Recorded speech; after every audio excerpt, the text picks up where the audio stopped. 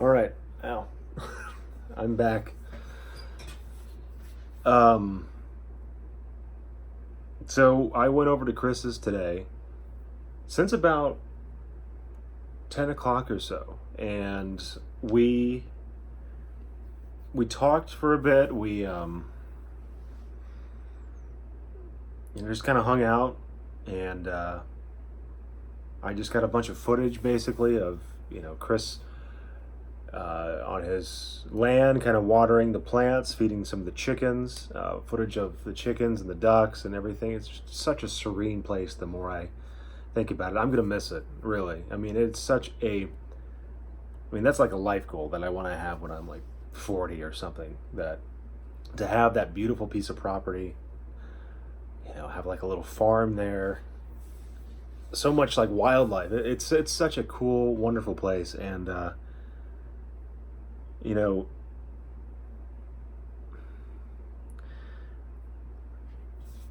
I had Dan come over again, and he was talking with me and Chris, and we went to the reservoir again, and they smoked, and I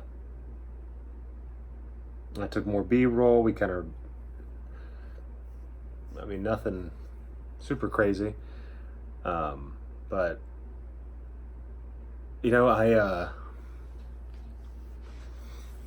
I think I had like an official breakthrough. And I don't know. I talked with Dan about it, and he said that he thought he had a breakthrough before, but then when he really had a breakthrough, it was obvious or something. So I only have my perspective. I only know what I've had in the past when I've smoked, because we used a vape pen to do it instead of this water pipe or whatever. And that seemed to really work. I had an easier time holding it in, because I don't do drugs. I have no experience with crack, meth, whatever, crystal, whatever. I don't even know half this shit. So I didn't know, the hardest thing I've done is weed, so I didn't know that, you're supposed to go like, and then, or like a deeper breath like that to take it fully into your lungs and kind of hold it there. And so I think that was maybe the struggle I was kind of running into. But I was doing a lot of DMT. I did a shit ton of DMT, or DMT, and it was weird. What happened was I was taken to a different plane almost. And I'm going to try to explain this, because again, and I wish I knew this stuff now, going back to Friday, because I think I would have been less afraid, because I'm still me. Nothing's changed. No inner psychosis has awoken, or any kind of debilitating mental things have started to come up or anything.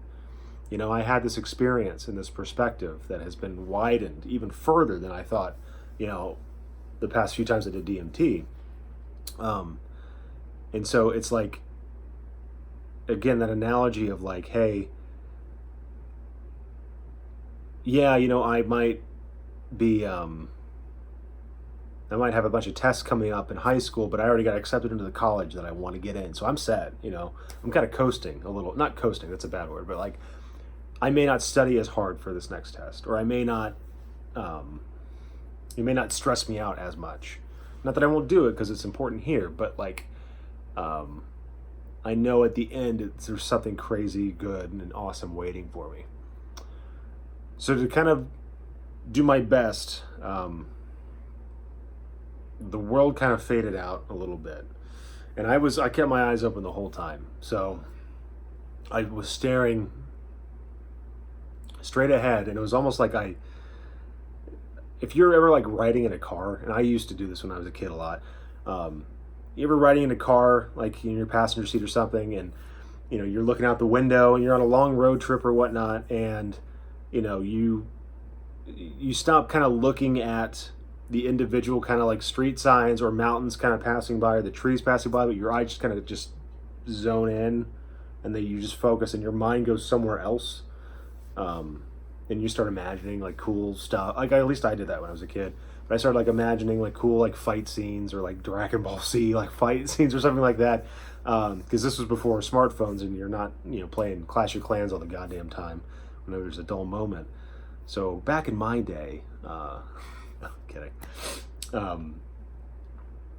But it was like that. It was like I was staring at one space, but like I felt, even though my eyes were open, I felt like I was looking through something that wasn't my eyes. It was like I was taken to this void where there is like a lot of like maybe like Egyptian, I don't know, I've never read Egyptian, I don't know what the fuck that shit is, but it was almost like this weird language, and I kind of instinctively knew it was sort of like a code, like your programming code or something.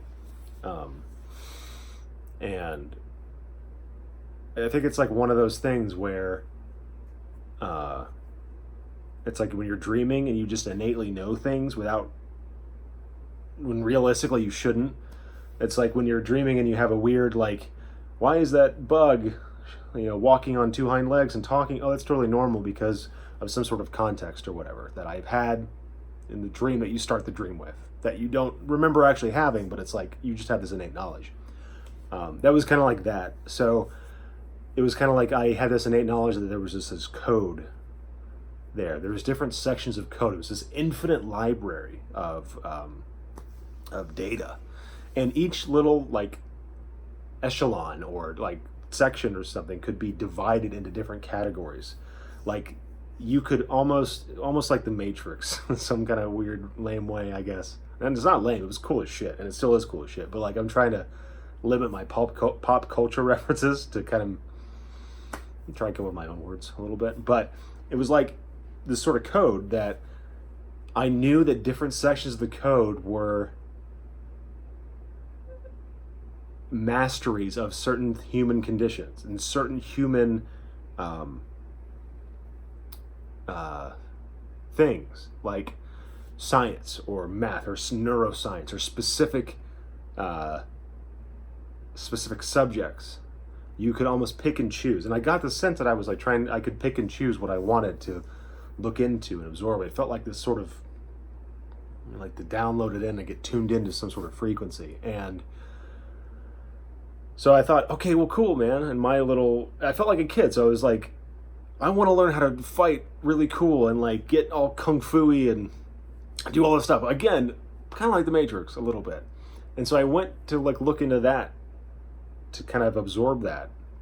And I felt this sort of presence, almost this hand or something, but it wasn't a hand. It was like this sort of guide kind of gently pushed me away from that. And so I was like, well, maybe I'm not meant to. That was my sense. It was like, it was telling me like I'm not really meant to become some sort of UFC like crazy fighter guy, that I shouldn't be obsessed with with violence. Even though I'm not a violent guy, like I always thought it'd be cool to know how to fight, but I almost got this sense where it was like, shy away from the violent stuff. Like that human condition's not what you're looking for.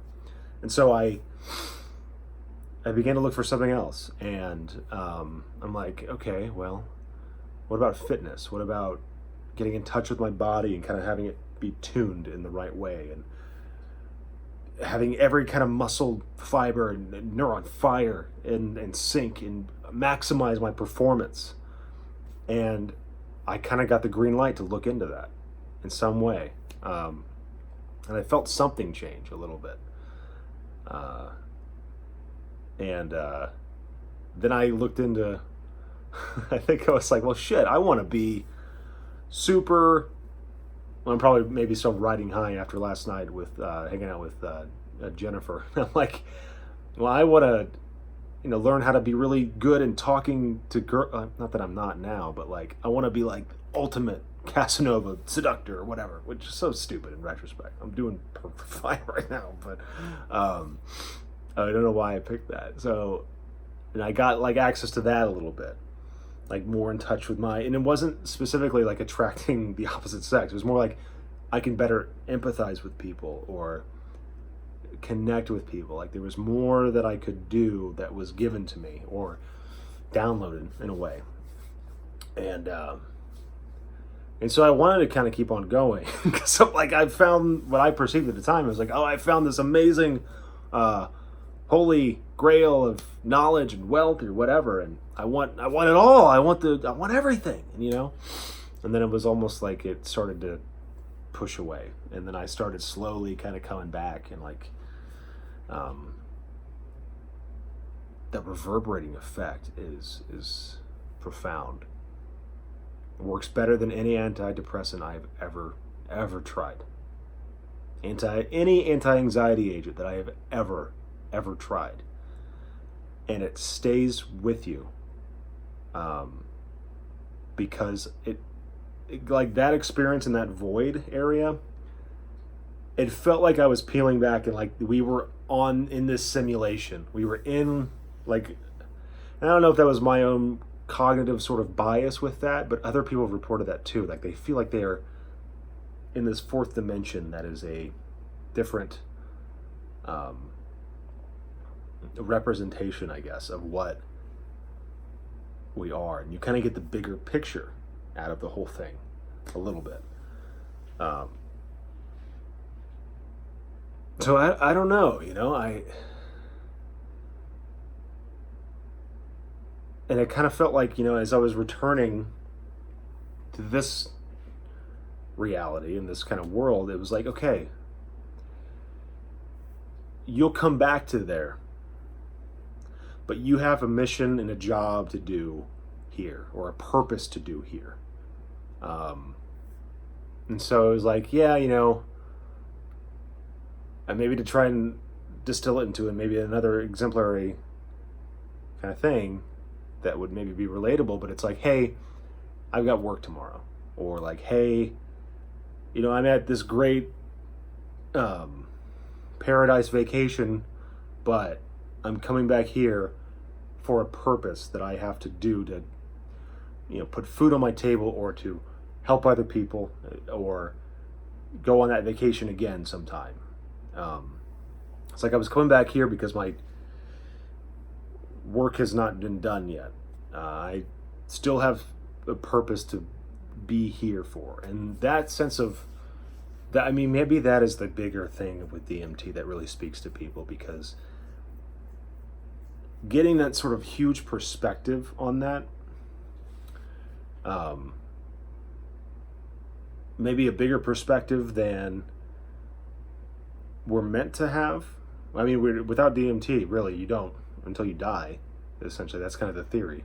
When you're close to death, is that the pineal gland starts producing again, and that's kind of why sometimes there's been stories of hospice care and that sort of thing, of those people there seeing, before they die, they see other spirits and they see other people. I didn't see too much. I saw a girl spirit kind of sit down on a bed in front of me.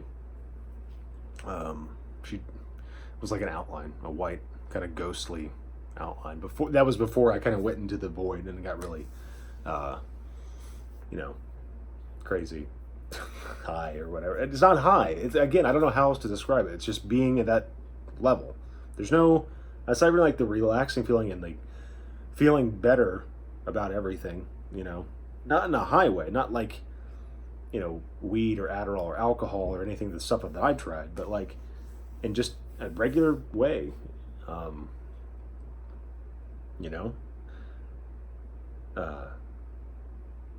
it was really cool.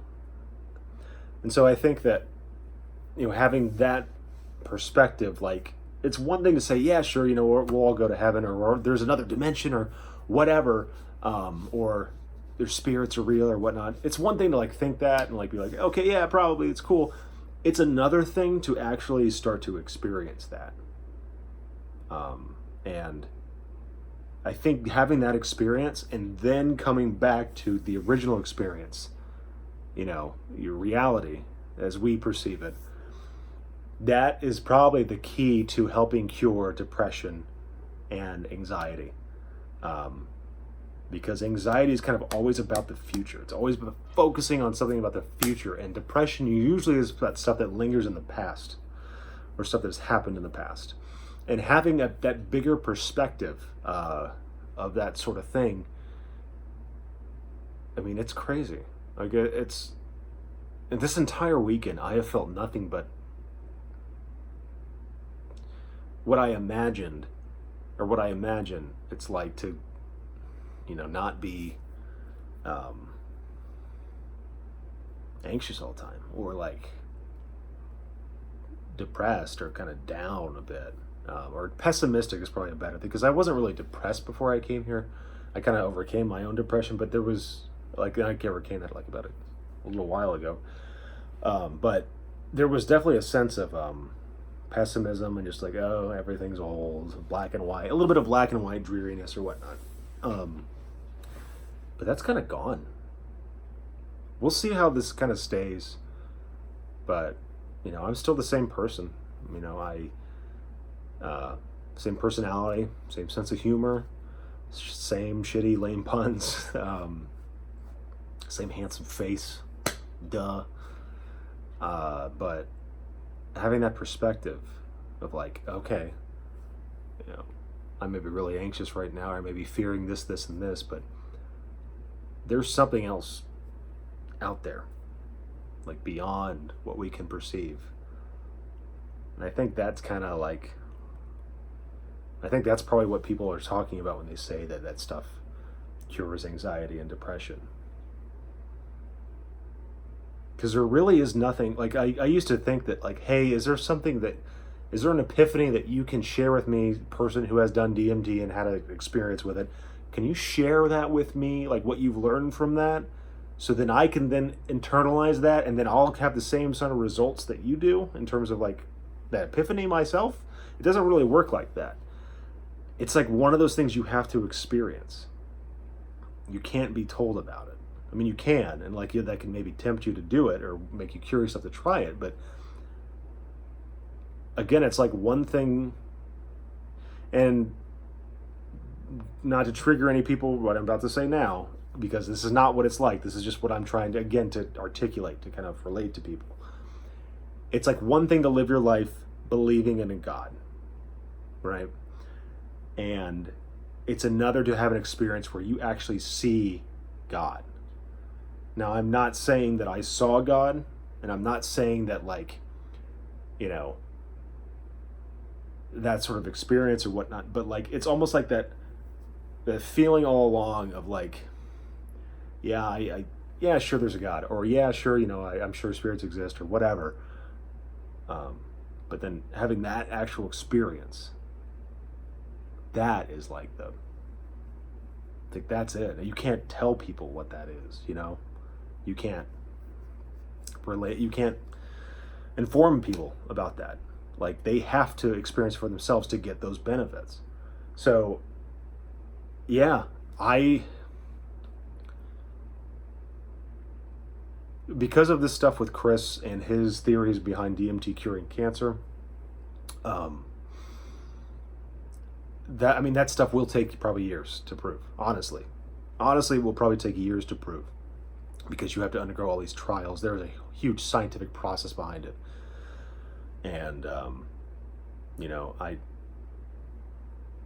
we will see what happens with that. But I think, and I will keep I'll keep you guys posted with all of this stuff, but between all the research I've done and then actually wanting to go out and experience it for myself and actually taking that step and doing it and making that happen,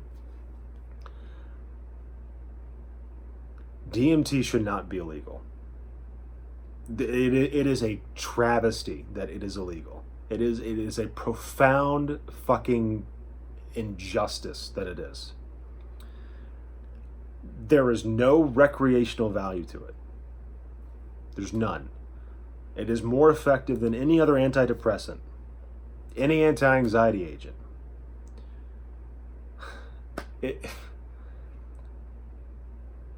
It doesn't, you're again high for like 2 minutes, 2 or 3 minutes, and then there's probably like you feel the residual effects for 10 and it's done.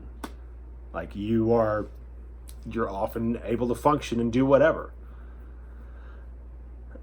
I cannot for the life of me see why this is illegal. especially when there are so many Americans suffering from depression and anxiety out there that need treatment, that need help. And they've probably tried, they probably tried antidepressants. They probably tried anti-anxiety stuff, benzodiazepines, and like, they're not working. And if they work, they don't work well enough. And if the answer is this simple as just spending a weekend, a 3-day weekend, albeit, but like a weekend, indulging in this and getting in touch with your spirituality and dipping your toes maybe and peeling behind the curtain and seeing maybe something else further out there.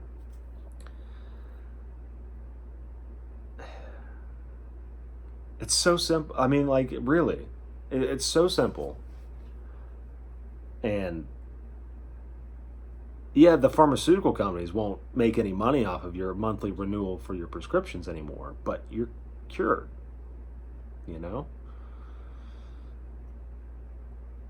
I'm very curious to see how this perspective maintains. I feel like at some point this,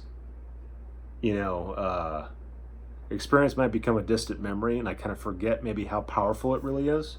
And so maybe some of the benefits of having that huge perspective in life get narrowed a little bit, or they get a little hazy, a little soft. So maybe that would be necessary for a reapplication or something down the line. We'll see how long that is. I mean, I'll let you guys know. I mean, I'll be completely transparent with it. But how is that any different than, at least it's not every day. At least you have to do it every single day. Take your antidepressant every single day, or you get horrible withdrawal effects.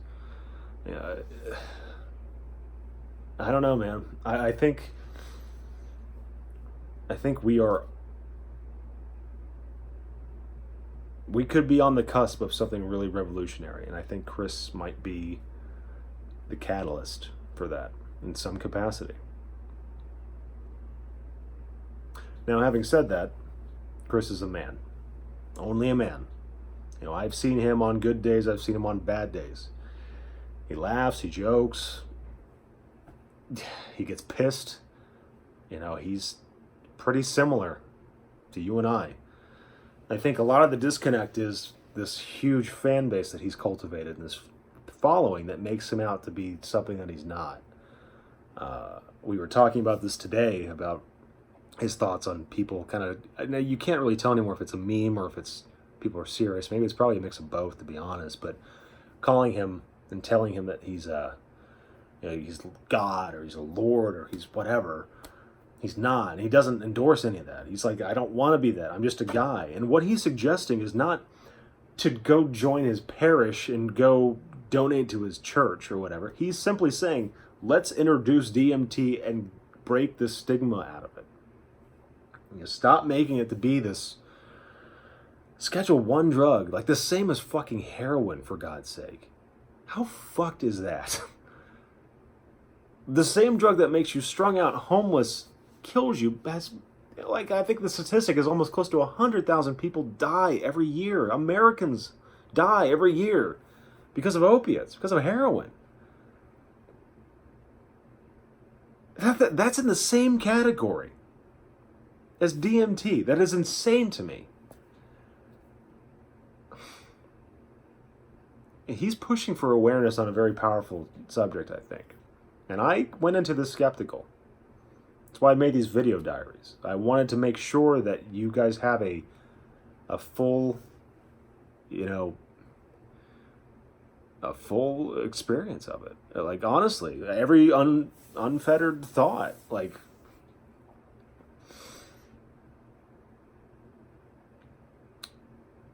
it's just interesting, man. Like what I've noticed cognitively, I speak with more of a purpose. I am more in tune with what I'm saying. Can charm the pants off people if I want to. I feel more empathizing. I feel more generous towards my fellow human beings. I start tipping a whole lot more. Like once I got out here. So, darn, I guess. But I empathize with people more. I don't know. I don't get what is so bad about this at all. And plenty of celebrities have done it. You know, Joe Rogan talks about it all the time. And if he ever crosses my path and asks me, dude, that's crazy, but have you done DMT? I can say, yes, Joe Rogan. Yes, I have. But yeah, man, it's so insane. And I just hope that Chris is doing all right. You know, he's dealing with so much.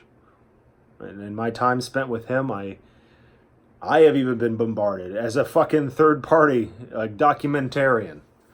You know, someone who is just here to observe and investigate for himself and share his findings with other people. I have been aggressively contacted by people, both pro and against Chris.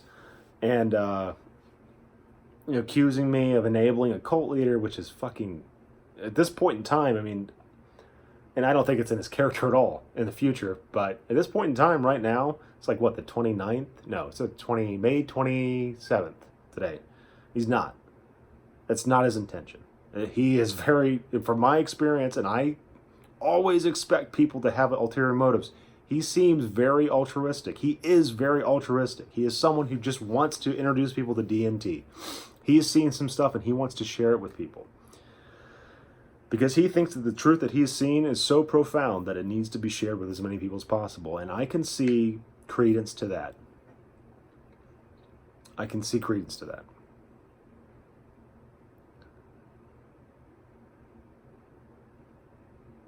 You know, I've read recently, some of the comments directed at him, and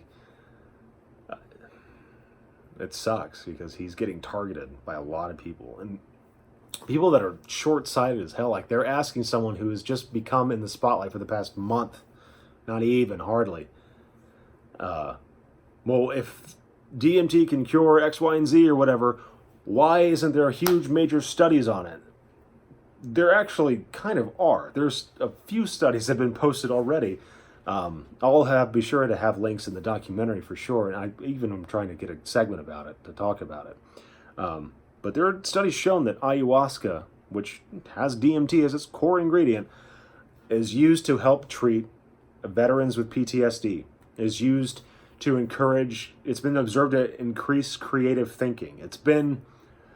There's benefits to it. There's studies to it. And if these people are asking why this new theory that's not even a month old has no major science publications backing it, we would never have any new theories. Like, think about that. Like, if every new theory needed to have years of research into it to be considered acceptable and not like just pish-posh hog-washed away, we never have fucking anything. We never have any new progress in science. I don't see any harm with what he's saying. I don't see the science yet. I haven't seen the science yet, but I don't think Chris has any reason to lie. It doesn't seem like that's in his character. Unless there's something else crazy that I don't know about. I don't see he has any reason to lie. So,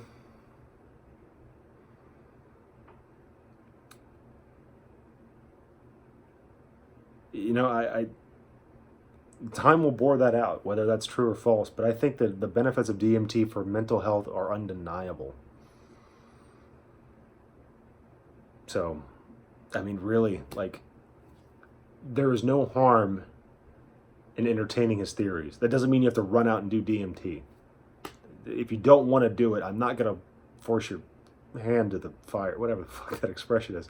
I'm not going to force you to do it. I like you to try it because I think it's very profound and it is life-changing. And if you are suffering from anxiety and depression, you need to do this sooner rather than later. But I think whatever I've seen, whatever other people have seen, whatever Chris has seen, lying on the other side, I think that just that awaits all of us, really. It does not, like, if you don't do DMT, you're not going to encounter whatever that is. I just think that kind of DMT gives you a sneak peek into it. And it's like, hey, this is kind of what's waiting for you. Or what maybe some sort of fantastical, mystifying new world is out there waiting for you. So,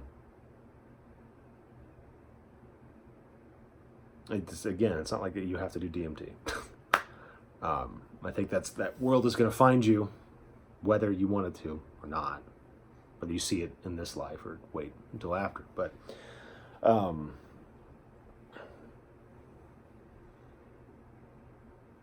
yeah.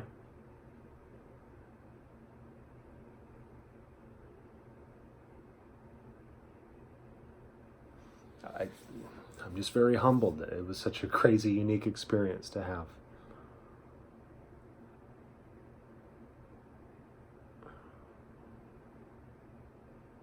It was very cool. But anyway, back to my original point. I do think that Chris is... I told him today, I'm like, hey, when I leave, you should maybe consider going to like a hotel and just staying for a bit, because I can see it kind of taking its toll on him a little bit. I mean, he's dealing with so much hate and pushback, and a lot of the criticism is unfair. Like, you should have either a wait and see attitude or let's go investigate this attitude, which is what I had, and there are means available to you to go make that happen and find out for your goddamn self. And he's made them available. So, I mean, if you want to sit and just shitpost on Reddit and play with your little dick, I mean, that's fine. You could do that, but you should try and do due diligence with that sort of stuff. I think maybe might hang out with a few porn stars. Who knows what'll happen with men? Anyway. What else? Fuck. So hopefully from now he's gonna go check into a hotel and kind of take some time off, because he needs it, and he's earned it, and he's got a big heart, I think, and he's kind of getting the rough end of a lot of shit. So, I see him juggling stuff with, his family, like his mom won't talk to him, his wife is kind of poisoned his kids against him, and ex-wife, sorry. And, it's sad, because I think maybe Chris's biggest thing is that he is so passionate about this stuff that he might come on too strong for people who are curious but like on the fence about it, and push them away from it and say, oh, you've done this crazy substance that I am unfamiliar with, and therefore the unknown is scary, so I'm just going to call, it's affecting your health, it's doing whatever.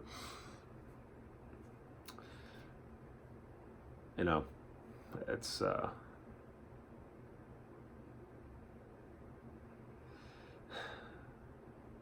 don't know, man. I'm worried for him, if I'm being honest. He needs to take care of himself, and I think there are a lot of people that are looking for chinks in the armor to try and hurt him,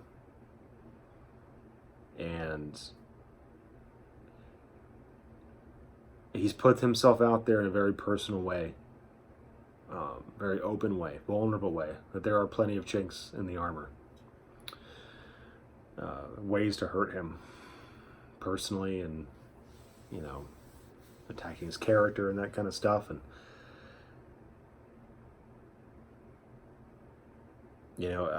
that's what really worries me, is because when someone is at the focal point of that much attention, negative attention, it drowns out the positive. And he's gotten a lot of positive feedback from me too. I mean, and I was a skeptic going into this, so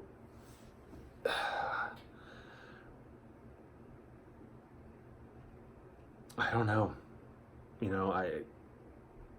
I think it's when you have that kind of negative shit, it eating at you, and people trolling you, and people, you're being so generous with your time and your money and your altruism, and people, there's some people that take advantage of it. There's some people that, betray that trust. There's some people that just lash out at you, and You know, it doesn't matter how mentally sound you are. I mean, that shit can take such a huge fucking toll on even the healthiest person. And I hope that that doesn't happen. Because, you know, I'm a pretty good judge of character.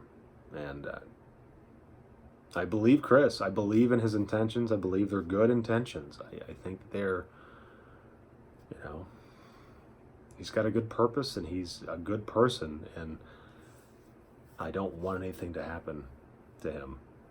You know, I don't want him to freak out and let all that negativity get to him. And which is why I kept on, you know, I pushed for him to go, just take a break from it all. You're fine. Let me do my work. Let me go put out this documentary and, you know, see what I can do, I guess. But yeah, you know, I'm finishing up. I didn't join a cult. I did come back a different person. I mean, I did, but like not personality-wise. I'm still me. I just am a better version of me in terms of like I have a bigger perspective, I think. I'm actually more motivated now to be more aggressive with this business that I'm working on and take more chances maybe. And live a little bit more vibrantly, I think. So, yeah. We'll be in touch.